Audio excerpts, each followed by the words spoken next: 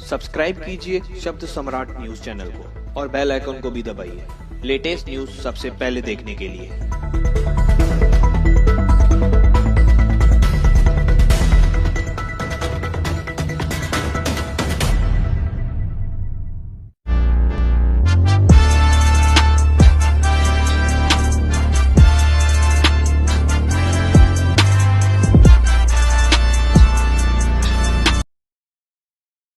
नमस्कार, शब्द सम्राट न्यूज में आपका स्वागत है। मुंबई से सटे अंबरनाथ नगरपालिका चुनाव को लेकर भाजपा जिलाध्यक्ष अभिजीत कारंजुले ने पत्रकार परिषद में वालेकर परिवार पर आरोप लगाया कि नगरपालिका चुनाव 18 दिन पीछे हो गया है। वहीं इस वालेकर परिवार का मैं अभिजीत कारंजुले निषेध व्यक्त करता हूं।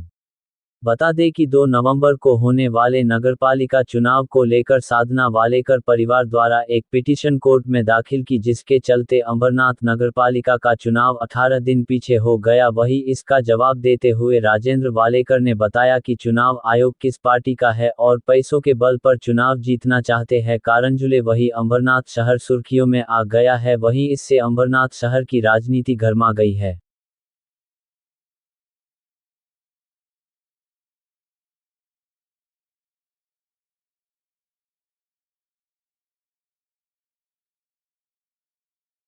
म्हणणं पूर्णपणे चुकीचं आहे। मी कोणत्याही उमेदवाराच्या बाजूने अथवा विरोधामध्ये वकीलपत्र दाखल केलं नव्हतं अथवा कोणतेही इलेक्शन अपील दाखल केलेलं नव्हतं। यामध्ये 18 तारखेला छाननी झाल्यानंतर सर्वात प्रथम जर कोण इलेक्शन अपील मध्ये गेला असेल ते राजेंद्र वालेकर गेलेले होते। राजेंद्र वालेकर, निखिल वालेकर, साधना वालेकर यांनी अपील दाखल केले होते। त्यात एक महत्वाची गोष्ट अशी की साधना राजेंद्र वालेकर हिने तेजश्री करंजुले अध्यक्षपदाचे उमेदवार यांच्या विरोधामध्ये प्रामुख्यानं अपील क्रमांक 6/2025 दाखल केलेलं होतं। त्यामध्ये त्यांचं जे कंटेन्शन होतं की त्यांनी जे निवडणूक चिन्ह आहे त्यात 2 रिकामे ठेवली होती, त्यांच्या मिळकतीचे वर्णन केलेलं नव्हतं, कृषी दाखवली होती आणि विजेचं उत्पन्न दाखवलं आणि तिसरा मुद्दा त्यांनी उपस्थित केला त्यांचा जन्म दाखला हा ग्रामपंचायतीचा आहे। परंतु ह्या बाबतीमध्ये त्यांनी ज्यावेळेस छाननी झाली त्यावेळेस त्यांच्या प्रतिनिधीनं अथवा त्यांच्या वकिलांनी छाननीच्या वेळेस कोणत्याही प्रकारची हरकत घेतलेली नव्हती किंवा लेखी रिप्रेझेंटेशन दाखल केलं। असं असताना कोर्टामध्ये ऍक्सेप्टन्सच्या विरुद्ध अपील दाखल केले गेले आणि आज अंबरनाथ नगरपालिकेची निवडणूक जी पुढे ढकलण्यात आलेली आहे, केवळ अध्यक्ष पदाच्या नॉमिनेशनच्या विरुद्ध ऍक्सेप्टन्सच्या विरुद्ध अपील मध्ये गेल्यामुळं आणि त्या अपिलाचा निकाल हा 22 तारखेला येणं अपेक्षित होतं, तो निकाल 25 तारखेला आला म्हणून ही निवडणूक पुढे ढकललेली आहे। जर त्या विरुद्ध अपील दाखल झालं नसतं तर अंबरनाथची नगरपालिका निवडणूक ही पुढे ढकलली गेली नसती। दुसरा महत्वाचा मुद्दा, यामध्ये कोणत्याही प्रकारचं रिप्रेझेंटेशन अथवा तक्रार अथवा हरकत असाही लेखी स्वरूपात नव्हतं। कोर्टाने त्यांच्या याच्यावर reason is given, no any objection is taken. तर प्रश्न या ठिकाणी असा पडतो की तुम्हाला जर इलेक्शन लढायचं नव्हतं किंवा तुम्हाला 25 तारखेला त्यांनी फॉर्म माघार घेतला, याचा अर्थ असा होतो की ही निवडणूक पुढे ढकलावी किंवा ह्या निवडणुकीमध्ये अडथळा निर्माण व्हावा, उमेदवारांची मानसिकता खराब व्हावी, त्यांचा वेळ प्रचाराच्या आधी जावा, ह्या एकमेव हेतूने राजेंद्र वालेकर आणि साधना वालेकर यांनी किंवा वालेकर फॅमिलीनी ही संपूर्ण अपील दाखल केली। याच्या अतिरिक्त आणि नाव याच्यामध्ये माझं आलं की मी नाना डेरे यांनी कोर्टात जाऊन अपील दाखल केल्यामुळे ही प्रक्रिया पुढे ढकलली। माझा आपण ऑन रेकॉर्ड बघू शकता, मी कोणतंही वकीलपत्र दाखल केलेलं नाही अथवा मी कोणाच्या वतीनं सुद्धा हजर झालेलो नाही। एक मुद्दा याच्यामध्ये असा आहे की मिनू सिंगच्या बाबतीमध्ये ज्यावेळेस रिप्रेझेंटेशन मी दाखल केलं त्यांचा मी प्रतिनिधी म्हणून छाननी अधिकाऱ्यांच्या समोर गेलो होतो। छाननी अधिकारी आरोप करून त्यावेळेस एक चुकीच्या पद्धतीचा निर्णय झाला होता। सरकारचा GR असताना तो त्यांना माहित नव्हता, तो मी त्यांच्या पुढे अर्जासहित ठेवला आणि त्यांची चूक दुरुस्त करायला लावली। याच्या अतिरिक्त मी कोणतंही याच्यामध्ये कोणतंही काम केलेलं नाही। मी माझं प्रतिनिधित्व, मी जे काम करतो मी माझ्या पक्षाचे किंवा मला जे सांगितलेलं बीजेपीने जे मला काम सांगितलेलं होतं त्याप्रमाणे करतो। त्यामुळे माझ्यामुळे या ठिकाणी अडथळा निर्माण झाला अथवा मी ह्या प्रक्रियेमध्ये कारणीभूत ठरलो, हे माझ्यावर केलेले आरोप पूर्णपणे खोटे आणि निराधार आहे। आज त्यांच्या चुकीमुळे निवडणूक आयोगाने 18 दिवस आपले इलेक्शन त्या ठिकाणी पोस्टपोन केले. मी खरं आपल्या सर्वांच्या माध्यमातून मी सर्व प्रेक्षकांना ह्या गोष्टीमध्ये स्पष्टता देतो.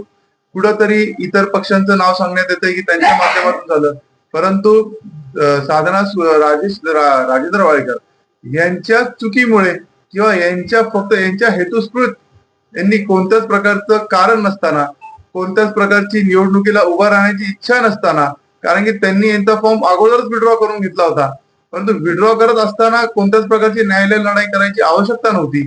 कोणत्याच प्रकारचं त्या अपील मध्ये तथ्य देखील नव्हतं. परंतु मी सांगितलं ना, कुठंतरी या सर्व गोष्टींमध्ये काहीतरी टाइम लॅप्स करण्याच्या हेतूने या सर्व काही गोष्टी चालू होत्या आणि त्याचा रिझल्ट किंवा त्याचा एक परिणाम आपण या ठिकाणी पाहू शकतो. आपल्याला उलट मी अजून त्यांच्या प्रत्येकाच्या ज्ञानात थोडं मी भर पाडतो.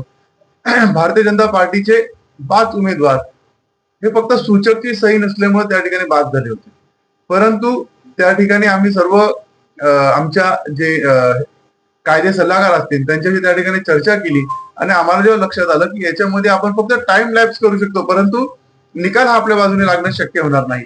आम्ही प्रत्येक उमेदवाराला बोलवलं, त्याला समजूत काढली, त्याला त्या ठिकाणी समजवलं आणि त्या ठिकाणी त्याला तयार केलं की त्या ठिकाणी कोणत्याच प्रकारची न्यायालयीन लढाई नाही करता पक्षाचं काम त्याला त्या ठिकाणी करायचंय. ज्याच्यानी आज असंही देखील होऊ शकलं असतं की आम्ही जरी साधना सुरेश वाडेकर नसते गेले, आमचे 5 लोक गेले असते, ते 5 प्रभाग त्या ठिकाणी प्रलंबित ठेवले असते किंवा वेटिंगवर ठेवले असते आणि इतर शहरातून निवडणुकीसारख्या झाल्या असत्या, परंतु तरी ते 5 प्रभाग त्या ठिकाणी वेटिंगवर राहिले असते किंवा त्यांची निवडणुकी त्या ठिकाणी प्रलंबित झाले असते. आम्ही आमच्या प्रत्येक उमेदवाराला बोलून घेतलं आणि समजवलं आणि त्या ठिकाणी आम्ही एक मानसिकता त्या ठिकाणी घेतली. या शहराला कोणत्याच प्रकारचा त्रास होता कामा नये, परंतु ही अशीच मानसिकता, याच्याच विपरीत मानसिकता त्या ठिकाणी हे वाडेकर कुटुंब त्या ठिकाणी बाळगतं. या शहराला त्रास कसा देता येईल, या शहराला कसं लुटता येईल, या प्रत्येक शहरामध्ये एक असा कुठंतरी एक विचार कसा सेट करता येईल की या शहराला आम्ही कसं वेटीस धरतो, आणि त्यांनी आज त्या ठिकाणी खूप उत्तम उदाहरण त्या ठिकाणी संपूर्ण नागरिकांना दिले.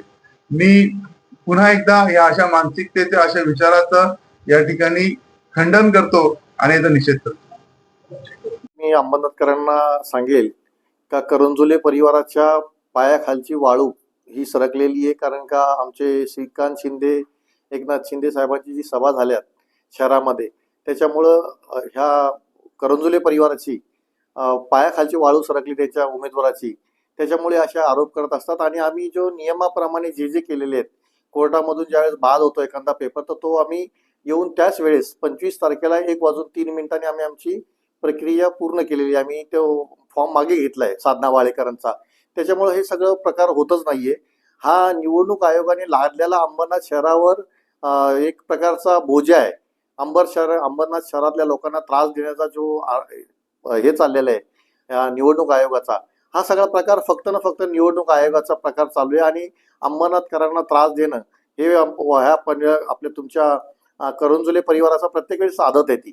आणि ती तुम्ही बघत असाल, त्यांचं ज्या आताची परिस्थिती त्यांनी जी लावले, भ्रष्टाचाराचे आरोप करणं, त्यानंतर तुम्ही बघितलं असेल का कितीतरी त्यांनी खोटे व्हिडिओ बनवून टाकणं, इतर गोष्टी ज्या नाही झालेल्या वस्तू पण ते लोक बनवून टाकतायत, म्हणजे व्हिडिओ बनवून टाकतायत, ह्या चुकीच्या आहेत. मी तर अंबरनाथकरांना सांगेल, आज अभिजित करंजुले आमच्या मातोश्री नगर मधून उभे खुंटोलीमधून, त्या मातोश्री नगर मध्ये असं चाललंय का तुम्ही तुमचं नाव द्या, पत्ता द्या, त्याच्यामुळे आर्थिक देवाणघेवाण करण्याच्या मार्गावर येते लोक तिथे. आणि मी मातोश्री नगर मधील खुंटोलीतील आमचं जे मातोश्री नगर आहे त्यांना विनंती करेल सगळ्या सोसायटींना का यांना कुठलंही नाव नंबर देऊ नका, कारण की यांचा जो प्रकार चाललेला आहे हा सोसायट्यामध्ये, सगळ्या सोसायट्या अंबरनाथ मधल्या सोसायट्यांमध्ये जात आहेत आणि जोगाव मागतायत का तुमचं नाव द्या, नंबर द्या, त्याच्यामध्ये आर्थिक देवाणघेवाण करण्याच्या मार्गावर असल्यामुळं. तर तो मी विनंती करेल सगळ्याच अंबरनाथल्या सोसायट्यांना का तुम्ही तुमचा हक्क, तुमचा मतदार कशा पद्धतीने देता येईल तर तुम्ही तुमचा हक्क बजवा. आणि यांना मी सांगेल का ह्या करंजुले परिवाराला कुठेही दरवाजा पुढेही सुद्धा उभा करू नका. साहजिकच अंबरनाथ शहरातल्या ज्या निवडणुका आहेत, हा वाडेकर परिवारच्या पाठीमागं एवढं मोठं हे झालं होतं का वातावरण, शिवसेनेच्या पाठीमागं ज्या पद्धतीने महिला, पुरुष आणि शहरातल्या इतर समाजाचे लोक ज्या पद्धतीने उभे होते, त्यांना कुठंतरी कळून चुकलं का आता आपलं याचं काही खरं नाही आपल्या उमेदवाराचं, त्यामुळं यांनी हे सगळे आरोप करण्याचा मार्ग अवलंबला आहे. हे जे आरोप केले त्यांना तुम्ही आपण फेटाळताय म्हणजे असं हो, साहजिकच फेटाळणार ना. हे खोटे आरोप आहेत. आम्ही प्रशासनाच्या दृष्टिकोनातून सगळ्या गोष्टी नियमाप्रमाणे पार पाडलेल्या आहेत. पण निवडणूक आयोगच त्यांचा आहे. त्याच्यामुळे त्यांना आम्ही काहीच करू शकत नाही. हा आमच्यावर नाही तर पूर्ण महाराष्ट्रावर हा बोजा टाकला यांनी.